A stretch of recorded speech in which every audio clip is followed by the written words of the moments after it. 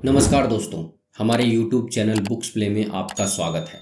Ikigai Hector Garcia और फ्रांसिस्क मिलारेस द्वारा लिखी गई एक किताब है जिसमें दीर्घायु, तंदुरुस्त और आनंदित जीवन जीने के जापानी रहस्य को बड़े विस्तार से समझाया गया है। क्या आपको आपके होने का मकसद पता है? क्या आप जानते हैं कि आपने जन्म क्यों लिया है और आप आगे अपने जीवन में क्या करेंगे? क्या आप अपना जीवन खुशहाल और सेहतमंद बनकर व्यतीत करना चाहते हैं? अगर इन सभी प्रश्नों का उत्तर हाँ है तो आपको इकिगाई बुक अवश्य पढ़नी चाहिए। दोस्तों, ये वीडियो का सेकंड पार्ट है। इस वीडियो के बाकी सभी पार्ट का लिंक नीचे डिस्क्रिप्शन में दे दिया हूँ। इस वीडियो को देखने के बाद आप बाकी पार्ट्स को जरूर देखें। तो चलिए शुरू करते हैं। दोस्तों, अब बात करते हैं कि अपने इकिगाई को कैसे ढूंढें। इसके लिए सबसे पहले आप एक बड़ा स्क्वायर बनाइए, उसे 4 बराबर स्क्वायर में बांट दीजिए। पहले स्क्वायर में लिखिए, यह काम मुझे पसंद है और इसमें मैं एक्सपर्ट भी हूं। इसमें आप वो सारी चीजें लिखें जो आपको करना पसंद है और आप उसमें एक्सपर्ट भी हैं।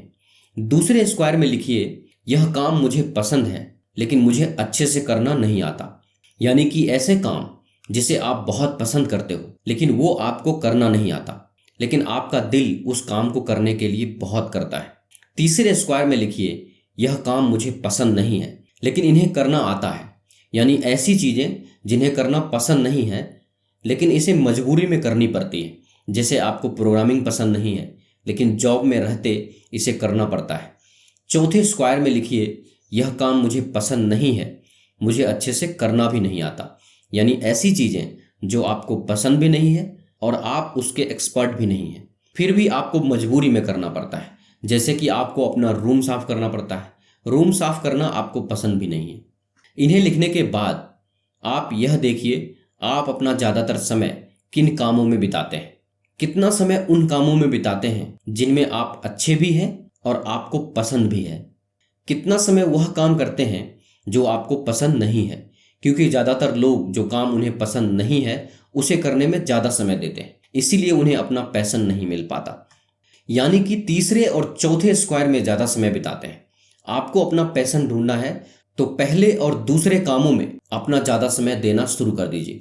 बिना जॉब छोड़े हुए आपको कोशिश करनी होगी कि पहले और दूसरे स्क्वायर के कामों में ज़्यादा समय दें। इन कामों में उस पर फोकस करो जिन्हें आप ज़्यादा पसंद करते हो, जिसे करने में मज़ा भी आता है, जिससे आगे चलकर आप पैसे भी कमा सकते हो। अगर आप ईमानदारी से इसे खोजेंगे तो आपको अपना इकिगाई अवश्य मिलेगा। अध्याय 2, finding your passion and purpose, अपना जुनून और उद्देश्य ढूंढना। दोस्तों, इकिगाई केवल पैशन और पर्पस की खोज के बारे में नहीं है, बल्कि जीवन को विकसित करने के लिए अपने पैशन और पर्पस को सामंजस्य पूर्ण रूप से संरेखित करना है। पैशन उस स्फूर्तिदायक बल का प्रतिनिधित्व करता है जो आपकी आत्मा को प्रज्वलित करता है, जबकि उद्देश्य आपकी जन्मजात प्रतिभाओं का प्रतीक है जो अधिकांश व्यक्तियों की क्षमताओं को पार करता है। दोस्तों, निर्णायक क्षण तब आता है जब आपका जुनून और उद्देश्य मूल रूप से आपस में जुड़ जाते हैं। यह आपकी रोज सुबह उठने के पीछे की प्रेरक शक्ति बन जाता है। जब आप प्रत्येक दिन शुरू करते हैं तो उद्देश्य की भावना पैदा करते हैं। इस विश्वास से प्रेरित होते हैं कि आपका अस्तित्व दुनिया भर में सकारात्मक परिवर्तन की लहर पैदा करता है। दोस्तों, इस पुस्तक में विभिन्न प्रकार के व्यवहारिक अभ्यास हैं जो आपके जुनून और उद्देश्य को उजागर करने में आपका मार्गदर्शन करने के लिए डिजाइन किए गए हैं। इन अभ्यासों में शामिल है अपनी ताकत और कमजोरियों की पहचान करना। अपनी क्षमताओं और विकास के क्षेत्रों को ध्यान से परिभाषित करने से आपको यह पहचानने में मदद मिलती है कि आप किस चीज में उत्कृष्ट हैं और आप क्या सुधार कर सकते हैं। आनंद के क्षणों का चिंतन करना, अपने सबसे खुशी के पलों की यादों में डूबने से उन गतिविधियों को जानने में मदद मिलती है जो आपके जुनून को उत्तेजित करती है और पूर्ति की भावना पैदा करती है। अपनी आंतरिक प्रेरणा को गले लगाना, ऐसा क्या है जिसे आप बिना पैसे के भी करना चाहेंगे। इस पर विचार करके आप उन चीजों का पता लगाते हैं जो वास्तव में आपके अस्तित्व के साथ प्रतिध्वनित होती है। प्रेरक व्यक्तियों के साथ जुड़ना, उन लोगों के साथ बातचीत करना जो आपको प्रेरित करते हैं, उनके पैशन और पर्पस का खुलासा करते हैं, प्रेरणा और मूल्यवान अंतर्दृष्टि प्रदान करते हैं।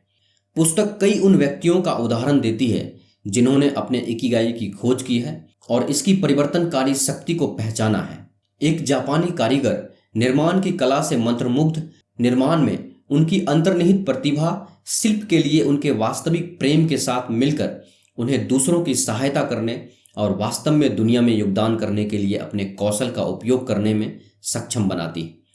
एक कुक जो खाना पकाने के कार्य से अत्यधिक आनंद प्राप्त करता है, उसका पाक कौशल उसे अपने परिवार और दोस्तों के जीवन को पोषण और सकारात्मक रूप से प्रभावित करने में सक्षम बनाता है। उद्देश्य और पूर्ति की गहन भावना को बढ़ावा देता है।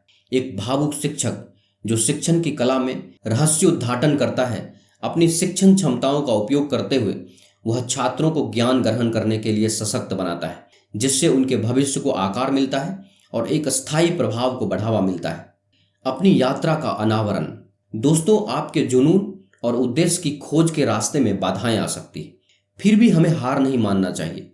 इकिगाई की आपकी खोज में प्रत्येक सुबह एक उद्देश्य संचालित जीवन को अपनाने का निमंत्रण बन जाती है, जहां आप दुनिया में सकारात्मक परिवर्तन का साधन बन जाते हैं। यह आपको महत्व और पूर्ति से समृद्ध जीवन की ओर ले जाता है।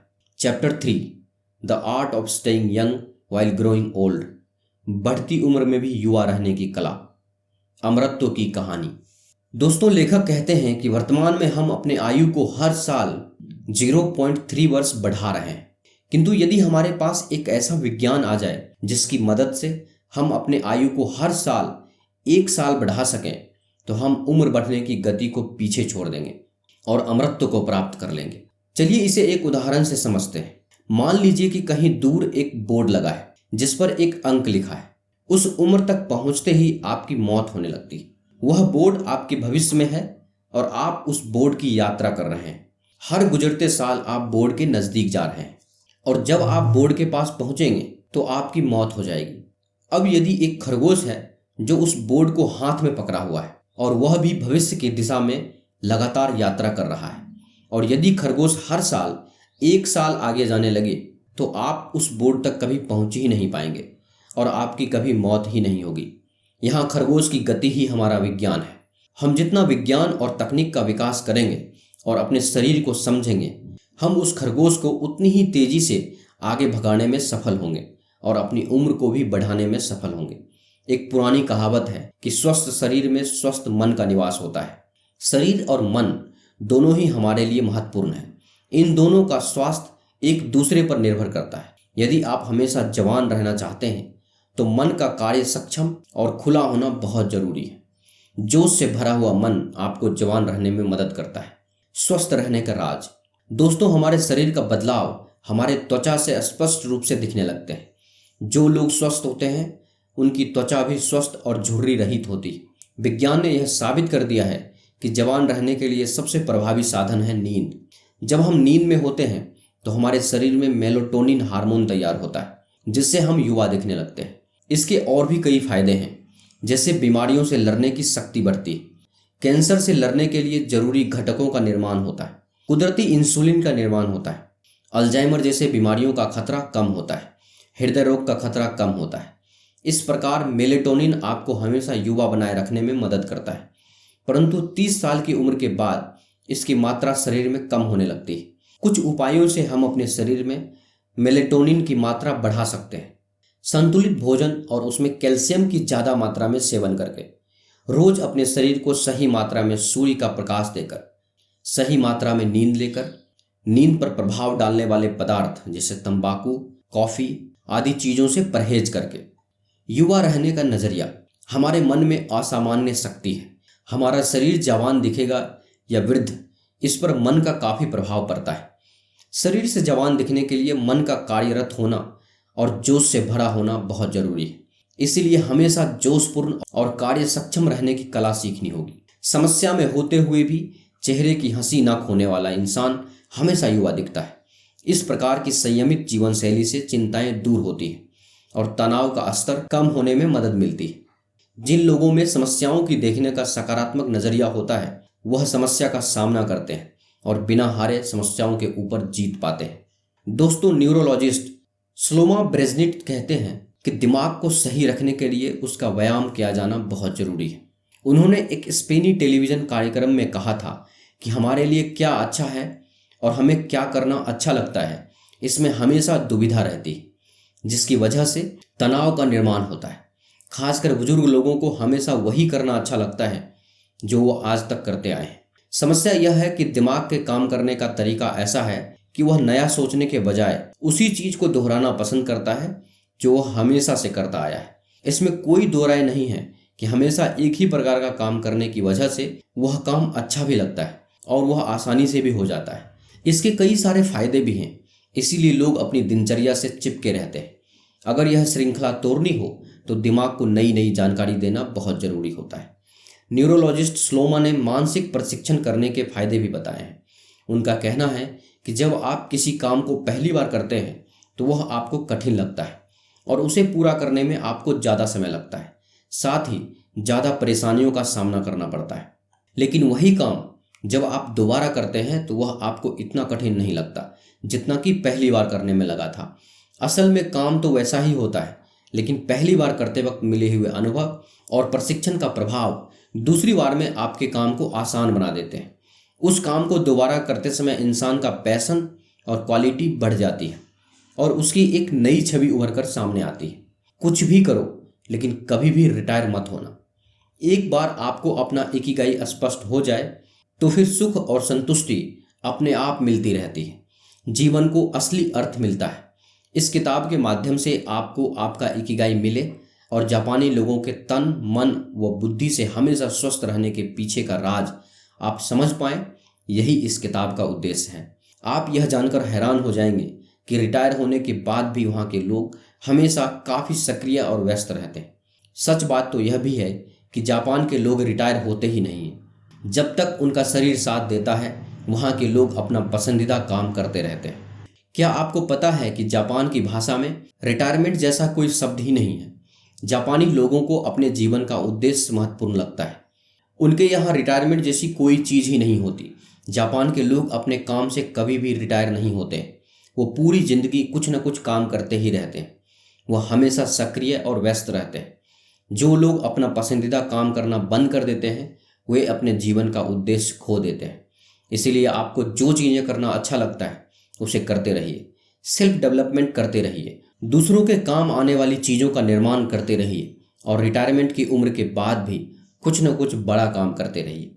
लंबी और खुशी से भरी जिंदगी जीने के लिए आपके अपने काम से प्यार होना चाहिए। तब आप कभी भी रिटायरमेंट के बारे में नहीं सोचेंगे, क्योंकि आपकी खुशी ही अब आपके काम में होगी, ना कि घर में बैठकर शरीर को जंग लगाने की। कार्यशील मन में युवा शरीर। हमेशा जवान बने रहने के लिए आपके मन का कार्यशील और खुला होना बहुत आवश्यक है। जोश से भरा हुआ मन आपको हमेशा जवान रखता है और उम्र बढ़ने के आसार कम दिखाई देते हैं। जिस प्रकार शारीरिक व्यायाम ना करने से हमारे शरीर और जोश पर बुरा असर होता है, उसी प्रकार मानसिक व्यायाम ना करने से हमारे न्यूरोलॉजिकल तंत्र कमजोर होने लगती है। दिमाग को हमेशा उत्तेजित और कार्यशील बनाए रखने के लिए व्यायाम मिलना ही चाहिए। अपने आराम के दायरे से बाहर निकलकर ही हम जीवन में विकास कर सकते हैं, परंतु आराम के दायरे से बाहर निकलना अत्यंत ही कठिन और तनावपूर्ण महसूस होता है।